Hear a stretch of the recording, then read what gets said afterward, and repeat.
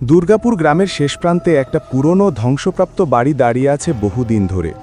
গ্রামের মানুষেরা বাড়িটার নাম নিয়েও গা ছমছম করে, কারণ তারা জানে ওখানে কেউ থাকে না।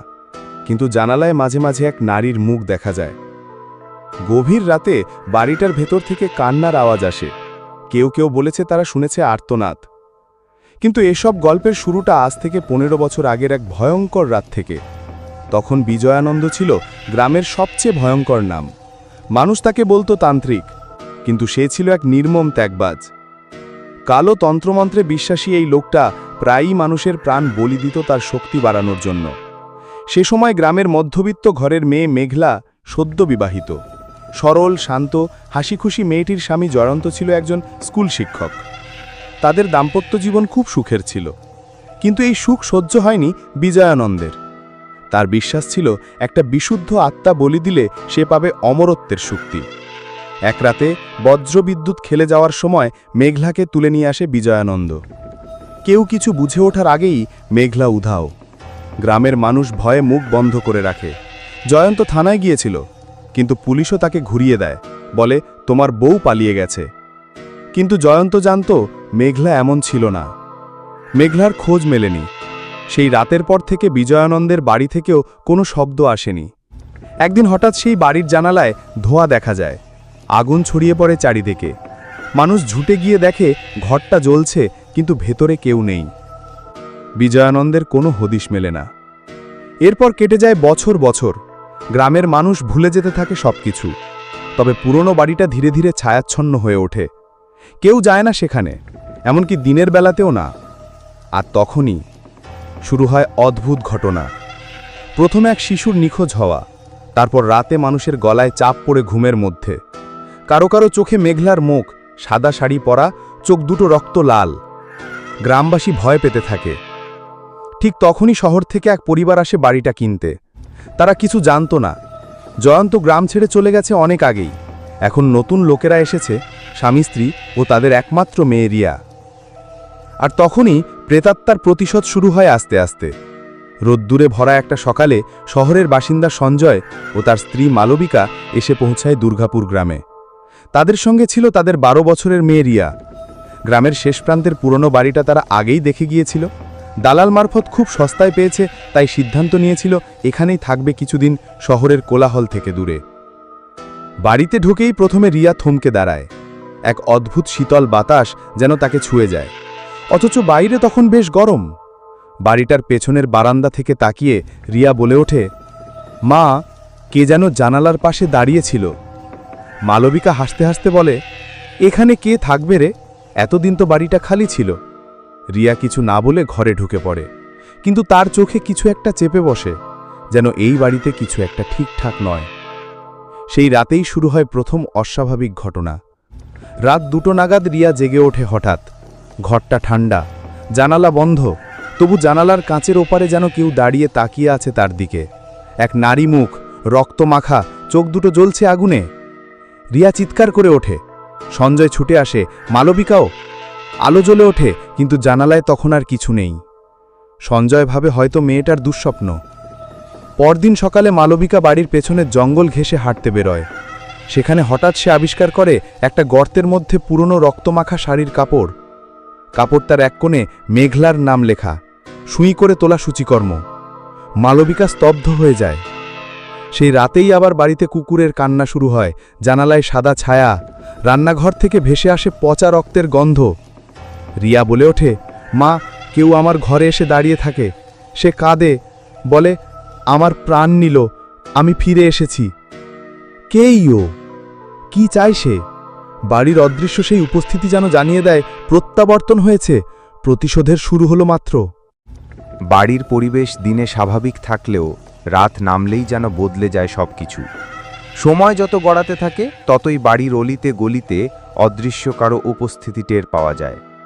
রিয়া আগের মতো নেই। সে সারাদিন চুপচাপ থাকে, অদ্ভুত সব ছবি আঁকে। একদিন তার মা দেখল সে একটা বড় কাগজে কালো রঙে আঁকছে একটা মেয়েকে, মাথায় কাটা দাগ, সাদা শাড়ি, আর চোখ থেকে ঝরছে রক্ত। মালবিকা আঁতকে ওঠে, রিয়া, এগুলো কি আঁকিস তুই? রিয়া আসতে বলে, ও বলে ওর কথা কেউ শোনেনি, তাই ও রাগ করেছে। এখন আমাকে ভালোবাসে, বলে আমি ওর মতো দেখতে। মালবিকার বুক কেঁপে ওঠে। সঞ্জয় এসব কথা শুনে বিরক্ত হয়। সে সব কিছুতে যুক্তিবাদ খোঁজে, কিন্তু যে জিনিস যুক্তির বাইরে তা একসময় নিজেকে প্রমাণ করে দেয়। সেদিন রাতে সঞ্জয় যখন ছাদের এক কোণে সিগারেট খাচ্ছিল, তখন হঠাৎ সে চোখে পড়ে দূরের জঙ্গলের ভেতর থেকে একটা সাদা পোশাক পরা মেয়ে তার দিকে তাকিয়ে আছে। মেয়েটার গায়ের কাপড়ে যেন লাল ঝোঁক, আর চোখ দুটো চকচক করছে অন্ধকারে। হঠাৎ সে যেন মিলিয়ে গেল। সঞ্জয় নিচে নেমে এসে কাউকে কিছু না বলে শুয়ে পড়ে, কিন্তু ঘুম আসেনি তার। গভীর রাতে সে শুনল রান্নাঘর থেকে হাঁসফাঁস করার আওয়াজ। গিয়ে দেখে সব বাসনপত্র ছড়ানো, গ্যাসের চুলা জ্বলছে, কিন্তু কেউ নেই। পেছন থেকে একটা ঠান্ডা নিঃশ্বাস অনুভব করল সে। বুক ধরফর করে উঠল। এদিকে মালবিকা একদিন খাটের নিচ থেকে একটা পুরনো ডায়েরি খুঁজে পায়। পাতাগুলো আধপোড়া, তবুও কিছু লেখা বোঝা যায়। আজ ওকে আমি নিয়ে এলাম, ওর চোখে ভয়, কিন্তু ভয়টাই তো শক্তি। এই রক্তই আমাকে অমর করে তুলবে। ও যদি ফিরে আসে, না, কেউ ফেরে না। ডায়েরির পাতায় লেখা শেষ হয় এক লাইন দিয়ে। সে বলেছিল সে ফিরে আসবে, হয়তো আজ। মালবিকার সঞ্জয় দুজনেই অনুভব করে এই বাড়ি কেবল একটা পুরনো কাঠামো নয়, এর ভেতরে লুকিয়ে আছে কিছু একটা অতীত যা কখনো শেষ হয়নি। রিয়া দিনে দিনে আরও নিঃসঙ্গ হয়ে পড়ছে। সে মাঝে মাঝে ঘরের এক কোণে বসে বিড়বিড় করে কিছু বলে। ও মেঘলা বলে বাবা খারাপ লোক, মা ওকে খুঁজছে, আমাকে নিতে আসবে। মালবিকা আতকে উঠে বলে, কে মেঘলা, কে ও? রিয়া কেবল একবার তাকায় মায়ের দিকে। তার চোখ তখন নিস্তেজ, গভীর, যেন সে আর সেই রিয়া নেই। বাড়ির চারপাশে অদ্ভুত ছায়া ঘুরে বেড়াচ্ছে। সেই ছায়া কেবল চোখে দেখা যায় না, মনে চেপে বসে, ঘুম কেড়ে নেয়, বিশ্বাস ভেঙে দেয়, অস্তিত্বকে প্রশ্ন তোলে। এতদিন যেটা কেবল গল্প ছিল, এখন সেটা বাস্তব।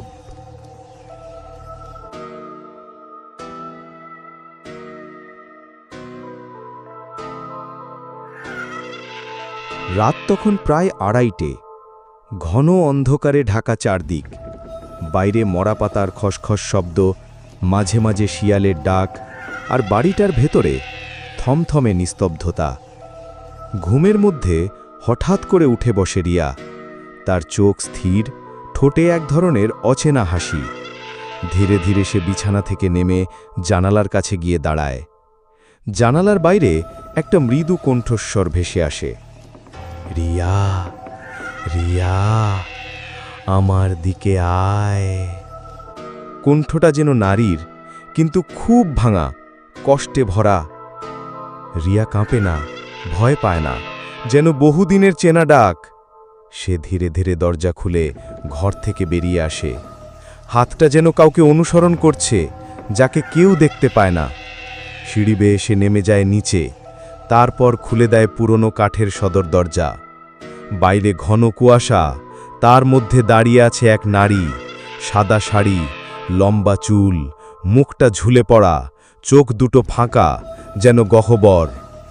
নারীটা বলে, তুই একা নোস, আমি আছি, আমি তোকে নিচ্ছি আমার সঙ্গে।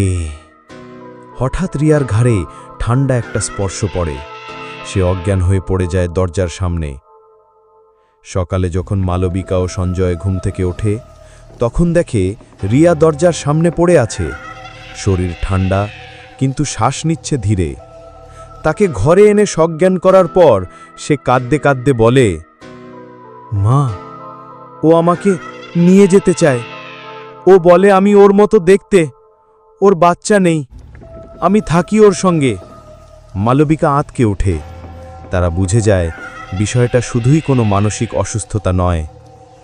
সেদিনই তারা গ্রামের পুরনো বাসিন্দা শিবু কাকার সঙ্গে দেখা করতে যায়। শিবু কাকা বয়সে বুড়ো, কিন্তু অনেক কিছুর সাক্ষী। শিবু কাকা এক চুমুক পান চিবিয়ে বলেন, তোরা যে বাড়িটায় উঠেছিস, জানিস কাদের বাড়ি ছিল? ওখানে বিজয়ানন্দ থাকত। ও ছিল তান্ত্রিক। ওর হাতে একটা মেয়ের প্রাণ গেছিল, নাম ছিল মেঘলা। মেয়েটার অভিশাপ এই গ্রামকে ঘিরে রেখেছে এত বছর। সঞ্জয় হেসে বলে, ভূত প্রেতের গল্প, আমি এসব বিশ্বাস করি না কাকা। শিবু কাকা চেয়ে থাকে সঞ্জয়ের চোখে, তার চোখে ভয় জমে থাকা পানি। বিশ্বাস করবি যখন নিজের চোখে দেখবি। ও এখনো আছে, ওর আত্মা বাঁধা ওই বাড়িতে। কিন্তু এখন যেটা হচ্ছে সেটা নতুন। ওর অপেক্ষা শেষ হয়েছে। কেউ একজন ওকে জাগিয়ে তুলেছে, হয়তো তোর মেয়ে। এই কথা শোনার পর সঞ্জয় আর হাসে না। রাতে মালবিকা ঘরের আয়নায় নিজের মুখ দেখতে গিয়ে দেখে আয়নায় তার পেছনে দাঁড়িয়ে এক নারী, সাদা পোশাক, মাথার একপাশে কাটা দাগ, চোখ থেকে রক্ত গড়িয়ে পড়ছে। আয়নার কাঁচ নিজে থেকেই ফেটে পড়ে। ঘরে বাতাসের ঝটকা, জানালা পর্দা সব উল্টে যায়, বাতি নিভে যায়। এক মুহূর্তেই ঘর ভর্তি হয় এক নারী কণ্ঠের আর্তনাদে, আমার সন্তান কোথায়? আমি তোকে চাই, আমি ফিরে এসেছি। বাড়ি আর বাড়ি নেই, যেন কারো বন্দি আত্মার ঘর। প্রতিশোধ শুরু হয়েছে। নিশির ডাক একবার শোনা মানে আত্মা তার ছায়া রেখে যায়। পরদিন সকালে সঞ্জয় ও মালবিকা ঠিক করল বাড়ির পুরনো সব জিনিস একবার খুঁজে দেখা দরকার। এই বাড়িতেই তো সব রহস্যের শুরু, আর হয়তো এখানেই লুকিয়ে আছে অতীতের কোনো ক্লু। তারা উঠে যায় দোতলার একটি বন্ধ ঘরে, যেটি আগে কখনো খোলেনি। দরজাটা ভিতর থেকে বন্ধ ছিল, অদ্ভুতভাবে মরচে ধরা তালা। অনেক কষ্টে দরজাটা খুলে তারা ঘরে ঢোকে। ঘরটা যেন সময়ের মধ্যে আটকে ছিল। ধুলোয় ঢাকা খাট, একটা ভাঙা আয়না, ছেঁড়া পর্দা, আর কোণে রাখা একটা ছোট কাঠের বাক্স। মালবিকা কাঁপা হাতে বাক্সটা খোলে। ভিতরে মেলে ধরা হয় এক পুরনো ডায়েরি। পাতাগুলো হালকা পচা গন্ধ ছড়াচ্ছে, কিছু জায়গা ধোঁয়ায় পুড়ে গেছে। কাভারে লেখা একটাই নাম, মেঘলা। সঞ্জয় ও মালবিকা ডায়েরির কিছু অংশ পড়তে শুরু করে। প্রতিটি লাইন যেন রক্তের অক্ষরে লেখা কষ্ট, যন্ত্রণা আর বেঁচে থাকার আরতি। 5ই জুন 1987। আজ আমি এই বাড়িতে এলাম বিজয়ানন্দের সঙ্গে। সে বলল আমি নাকি খুব সুন্দর, বলল আমাকে তার ঘরে রাখবে, তার স্ত্রীর মতো। আমি বিশ্বাস করেছিলাম। গ্রাম ছেড়ে এসেছিলাম ভালোবাসার আশায়। 12ই জুন 1987। বিজয়ানন্দ বদলে গেছে। রাতে তার ঘর থেকে বের হয়, কিচকিচে আওয়াজ করে কিছু মন্ত্র পড়ে। আমার গায়ে আগুন ছুঁয়ে পরীক্ষা করে, বলে তোর শরীরেই আছে শক্তি। আমি ভয় পাই। 20শে জুন 1987। আমি পালাতে চেয়েছিলাম, কিন্তু সে আমাকে আটকে রাখে। বলল আমি তার বলির পাঁঠা, ওর শক্তি বাড়ানোর জন্য নাকি আমার রক্ত চাই। 22শে জুন 1987। আজ সে আমার পেটের বাচ্চা নষ্ট করে দিয়েছে। আমি চিৎকার করছিলাম, কিন্তু কেউ আসে না। এখানে আমি একা। ওর জাদুতে এই বাড়ি আমার কবর হয়ে যাবে। 23শে জুন 1987। আমি জানি আজ রাত্রি সে আমাকে মেরে ফেলবে। আমি লিখে যাচ্ছি, যদি কেউ পড়ে, যদি কেউ আমাকে মনে রাখে, তাহলে শুনে রেখো, আমি মরে গেলেও ফিরে আসব। আমার রক্ত নেবে যারা, তাদের রক্তেই রাঙাবো এই বাড়ি। আমার নাম মেঘলা। আমি মরব না, আমি ফিরে আসব। ডায়েরির শেষ পাতায় সাদা কালি দিয়ে আঁকা একটা চিহ্ন, এক উল্টোনো ত্রিকোণ, যার মাঝে চোখ আঁকা। সঞ্জয় স্তব্ধ হয়ে পড়ে, মালবিকার চোখে জল। তারা তখনই বুঝে যায় এই আত্মা শান্তি পায়নি। বিজয়ানন্দ নামের লোকটা একজন তান্ত্রিক খুনি ছিল, আর মেঘলা ছিল তার বলি পাঠা। এই বাড়ির প্রতিটি দেয়ালে, মেঝেতে, বাতাসে জমে আছে সেই রক্ত, সেই আর্তনাদ। এদিকে রিয়ার শরীর আরও খারাপ হতে শুরু করে। মাঝে মাঝে সে অজ্ঞান হয়ে পড়ে, আবার জেগে উঠে বলে, মা, আমি কিছু মনে করতে পারি না। আমার মাথার ভেতর কেউ কথা বলে, আমার চোখ দিয়ে সে দেখতে পায়। তার নাম মেঘলা। না না, আমি নয় মা, সে আমার ভেতর ঢুকে যাচ্ছে। তাদের হাতে সময় কম, প্রতিশোধ এখনো শেষ হয়নি, বরং শুরু মাত্র। আর মেঘলা তার শেষ বার্তাটা দিয়ে গেছে, আমি কারো সন্তান ছিলাম, আমাকে মা হতে দেওয়া হয়নি, তাই এবার অন্যের সন্তানকেই আমি নেব। রিয়ার শারীরিক ও মানসিক অবস্থা দিনে দিনে অবনতির দিকে যাচ্ছে। সে মাঝরাতে ঘুমের মধ্যে কথা বলে, নিজের শরীরে নখের আঁচড় কাটে। এমনকি একদিন রান্নাঘর থেকে ধারালো ছুরি নিয়ে ঘুরছিল। চোখ দুটো ছিল ফাঁকা আর ঠোঁট নড়ে চলেছিল। রক্ত চাই, রক্ত চাই। মালবিকা আর সঞ্জয় বাধ্য হয়ে আবার যোগাযোগ করেন তাপসবাবুর সঙ্গে। তাপসবাবু এবার তাদের নিয়ে যায় গ্রামের বাইরে একটা পুরনো শ্মশানে। সেখানে সে দেখায় একটা ভাঙা কালো মন্দির, বিজয়ানন্দের তান্ত্রিক আস্তানা। তাপসবাবু বলেন, এইখানেই শুরু হয়েছিল সব। বিজয়ানন্দ এখানে নারী বলি দিয়ে অমরত্বের সাধনায় মেতে উঠেছিল। সেই রাতে মেঘলাকে মেরে ওর রক্ত দিয়ে একটা তন্ত্র মুদ্রা তৈরি করেছিল। সেই মুদ্রা এখনও ওই বাড়ির কোথাও আছে। যতক্ষণ সেটা আছে, প্রেতাত্মা মুক্ত হবে না, আর ও তোমাদের মেয়েকে ছাড়বে না। তারা তিনজন যখন সেই মন্দিরের ভেতরে ঢোকে, চারদিক থমথমে। জায়গাটা পরিত্যক্ত, কিন্তু মেঝেতে এখনও রয়েছে পোড়া তেল, হাড়গোড় আর রক্তের দাগ। দেওয়ালে লেখা মন্ত্র, অগ্নিহোত্র রক্তরূপিণী, প্রেত শক্তির দাত্রী, বিজয়ানন্দ নমঃ। তাপসবাবু কিছু মন্ত্রপাঠ করে একটা লাল সুতো মালবিকার হাতে বাঁধিয়ে দেন। তোমার ওপর এখন দায়িত্ব। তুমি মা, মেয়েকে রক্ষা করার শক্তি তোমার মধ্যেই আছে, কিন্তু মনে রেখো, তন্ত্র মুদ্রা ছাড়া সব চেষ্টা ব্যর্থ হবে। তারা ফিরে আসে বাড়িতে। সেদিন রাতে মালবিকা সিদ্ধান্ত নেয় কিছু একটা করতে হবে। সে রিয়ার ঘরে ঢুকে খুঁজতে শুরু করে। হঠাৎ খাটের নিচে হাত দিয়ে পায় একটা শক্ত বস্তু, একটা ধাতব পাত, তাতে উল্টোনো ত্রিকোণ চিহ্ন, তার মধ্যে লাল রঙে আঁকা একটা চোখ। হঠাৎই বাতি নিভে যায়, ঘর জুড়ে ছায়া ছড়ায়, বাতাস ভারী হয়ে ওঠে। পেছনে দাঁড়িয়ে থাকা রিয়া বলে, তুই খুঁজে পেয়েছিস, এবার তোর পালা মা। তার চোখ এখন সম্পূর্ণ সাদা, মুখে বিকৃত হাসি, তার শরীর থেকে যেন ধোঁয়া বেরোচ্ছে। মালবিকা পেছনে সরে আসে, তবে ঠিক সেই মুহূর্তে রিয়ার ভেতর যেন কিছু একটা কাঁপে। সে এক ঝটকায় জ্ঞান হারিয়ে ফেলে। তাপসবাবু এসে বলেন, মুদ্রা পাওয়া গেছে, এবার শেষ কাজটা করতে হবে। মেঘলার আত্মাকে সম্মানের সঙ্গে বিদায় দিতে হবে, নইলে সে আরও ভয়ঙ্কর হয়ে উঠবে। তন্ত্রমুদ্রা পেলে কি হয়? তাপসবাবু ব্যাখ্যা দেন। তন্ত্রমুদ্রা হল আত্মা বাঁধার এক যন্ত্র। এই মুদ্রা তৈরি হয়েছিল মেঘলার রক্ত দিয়ে। এটাকে পুড়িয়ে দিলে আত্মার শৃঙ্খল ভাঙবে, কিন্তু জ্বালাতে গেলে আত্মার শেষ আঘাত হানবে। সবাই বুঝে যায় পরবর্তী অধ্যায়ে ঘটতে চলেছে এক ভয়াবহ সম্মুখ সাক্ষাৎ।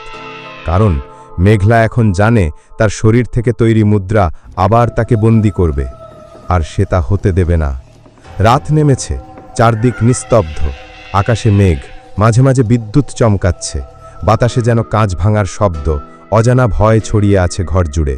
মালবিকা নিজের বুকের মধ্যে সেই তন্ত্রমুদ্রা আঁকড়ে ধরে আছে, সঞ্জয় আর তাপসবাবু পাশে। তাপসবাবু বলেন, সময় এসেছে, মুদ্রা পোড়াতে হবে, কিন্তু আগুন লাগালে আত্মা প্রতিরোধ করবে। ভয় পেও না, শক্ত থাকো। রিয়া তখন ঘরে নেই, সে নিজে থেকেই উঠে গিয়েছিল ছাদে, আর তখন থেকেই সে নিখোঁজ। তারা তিনজন বাড়ির উঠোনে ছোট একটা হোমকুণ্ড তৈরি করে। আগুন জ্বলে ওঠে। মালবিকা সেই ধাতব তন্ত্রমুদ্রাটা আগুনে ছুড়ে দেয়। ঠিক তখনই চারদিক অন্ধকারে ঢেকে যায়, বাতাস থেমে যায়, আগুনের শিখা নীল হয়ে ওঠে, আর এক আর্তনাদ ছড়িয়ে পড়ে আকাশে। তুই আমার রক্তের পথ বন্ধ করবি? তোকে আমি ছাড়ব না। রিয়ার দেহ হঠাৎ আছড়ে পড়ে মাটিতে। তার মুখ বিকৃত, চোখ লাল, মুখ দিয়ে কথা বেরোয় না, কিন্তু তার শরীর বেঁকে যায়। সে অস্বাভাবিকভাবে হাঁটতে থাকে। মেঘলার আত্মা এখন পুরোপুরি দখল নিয়েছে। সে আগুনের দিকে এগিয়ে আসে। মুদ্রা জ্বলছে, ধোঁয়া বেরোচ্ছে তা থেকে। সেই ধোঁয়ায় যেন আত্মা ছটফট করছে। মালবিকা কাঁদছে, কিন্তু দাঁড়িয়ে আছে। রিয়া একেবারে তার মুখোমুখি এসে দাঁড়ায়, চোখে চোখ রেখে বলে, তুই মা তাই না? দেখ তো আমি কেমন। আমাকে মরতে দিয়েছিল ওরা, আমার সন্তানকেও। আমি কি ভুল করেছি ফিরে এসে?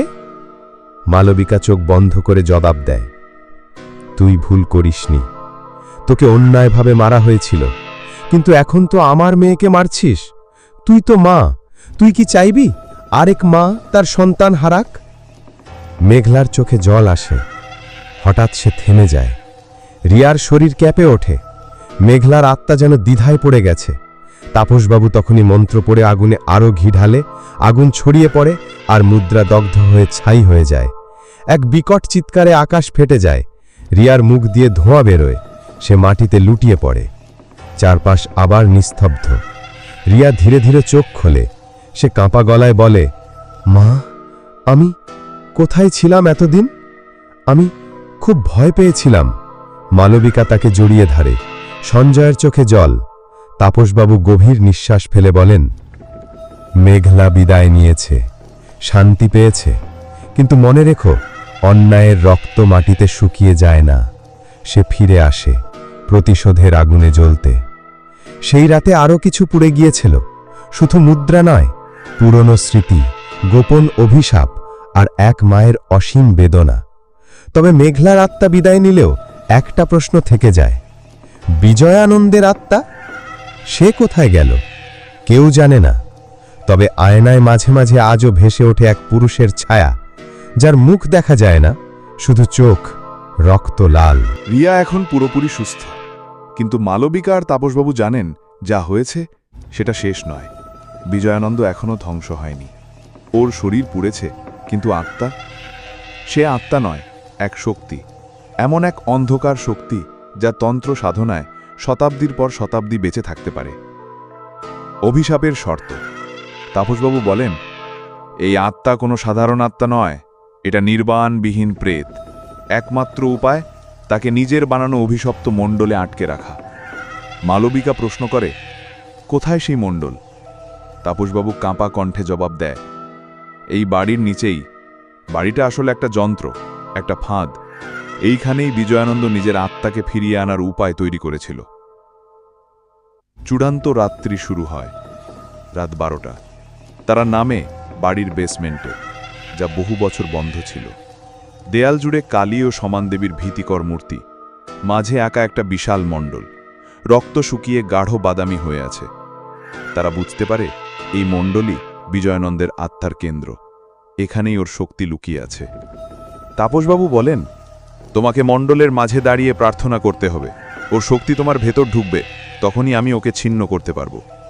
মালবিকা জানে এটা আত্মাহুতি, কিন্তু সে রাজি হয়, কারণ তার মেয়ে এখন মুক্ত, আর এক মায়ের চেয়ে বড় যোগ্য আর কিছু হয় না।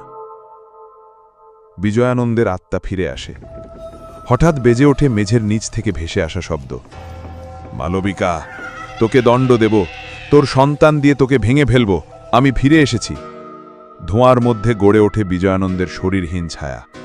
তার হাত লম্বা, চোখ দুটো আগুনের মতো জ্বলছে। সে ঝাঁপিয়ে পড়ে মালবিকার দিকে, কিন্তু মণ্ডলের ভিতর সে আটকে পড়ে, ছটফট করতে থাকে।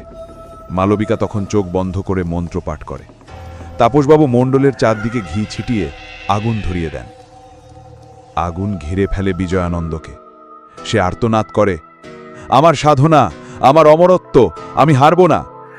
মালবিকা বলে, তুই যা করেছিস তোর প্রাপ্য এটা। এখন তুই মুক্ত হ না, নিঃশেষ হ। একটা বিকট বিস্ফোরণে আগুন ছিটকে পড়ে চারদিকে। চারপাশে ধোঁয়া, ছাই আর নিস্তব্ধতা। ভোর হয়। রিয়া ঘুম থেকে উঠে দেখে মা তার পাশে। মালবিকার মুখ শান্ত, চোখে জল।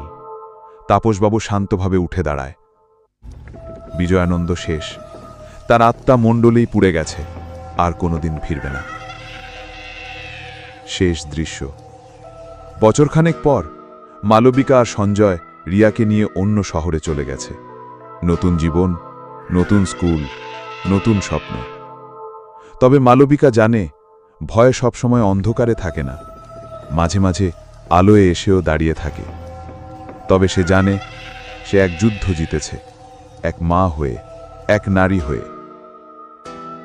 শেষ কথা, প্রেতাত্মার প্রতিশোধ একটা গল্প নয়, এটা এক অন্যায়ের ইতিহাস, এক প্রতিশোধের আগুন আর এক মাতৃত্বের ত্যাগ।